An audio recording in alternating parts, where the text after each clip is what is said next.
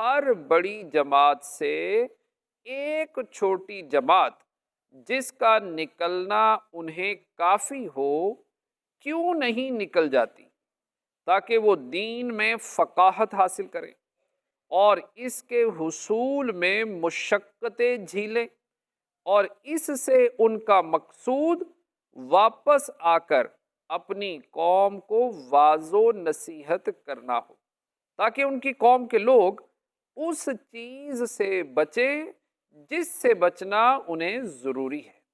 حضرت عبداللہ بن عباس رضی اللہ تعالیٰ عنہما سے مروی ہے کہ قبائل عرب میں سے ہر قبیلہ سے جماعتیں تاجدار رسالت صلی اللہ تعالیٰ علیہ وآلہ وسلم کی بارگاہ میں حاضر ہوتی اور وہ حضور پر نور صلی اللہ تعالیٰ علیہ وآلہ وسلم سے دین کے مسائل سیکھتے اور فقاہت حاصل کرتے اور اپنے لیے اور اپنی قوم کے لیے احکام دریافت کرتے۔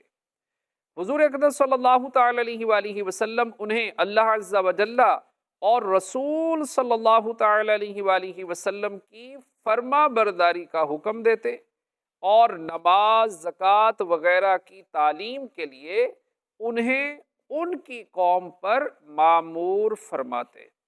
جب وہ لوگ اپنی قوم میں پہنچتے تو اعلان کر دیتے کہ جو اسلام لائے وہ ہم میں سے ہے، اور لوگوں کو خدا عز و جل کا خوف دلاتے اور دین کی مخالفت سے ڈراتے۔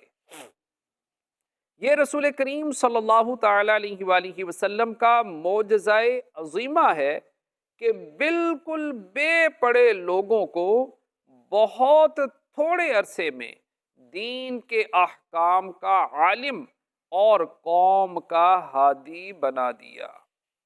اس آیت سے تین مسئلے معلوم ہوئے۔ نمبر ایک، علم دین حاصل کرنا فرض ہے۔ اس کی تفصیل یہ ہے کہ جو چیزیں بندے پر فرض و واجب ہیں اور جو اس کے لیے ممنوع و حرام ہیں اور اسے درپیش ہیں، ان کا سیکھنا فرض عین ہے، اور اس سے زائد علم حاصل کرنا فرض کفایہ۔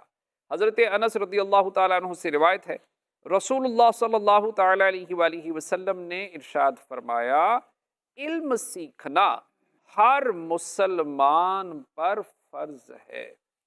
امام شافعی رضی اللہ تعالیٰ عنہ فرماتے ہیں کہ علم سیکھنا نفل نماز سے افضل ہے۔ علم حاصل کرنے کے لیے سفر کی ضرورت پڑے تو سفر کیا جائے۔ طلب علم کے لیے سفر کا حکم حدیث شریف میں ہے۔ حضرت ابو ہریرہ رضی اللہ تعالیٰ عنہ سے روایت ہے، تاجدار رسالت صلی اللہ تعالیٰ علیہ وآلہ وسلم نے ارشاد فرمایا، جو شخص طلب علم کے لیے راہ چلے اللہ تعالیٰ اس کے لیے جنت کی راہ آسان کر دیتا ہے۔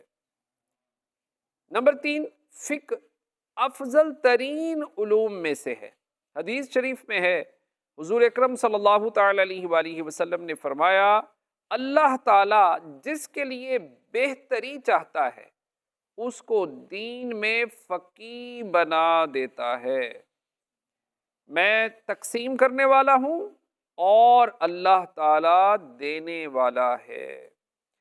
حضرت عبداللہ بن عباس رضی اللہ تعالیٰ عنہما سے روایت ہے، رسول اللہ صلی اللہ تعالیٰ علیہ وآلہ وسلم نے ارشاد فرمایا، ایک فقیہ شیطان پر 1000 عابدوں سے زیادہ سخت ہے۔ اللہ پاک کی بارگاہ میں دعا ہے کہ اللہ پاک ہمیں علم دین سیکھنے والا بنائے۔ آمین بجاہ خاتم النبیین صلی اللہ تعالی علیہ وآلہ وسلم اجمعین۔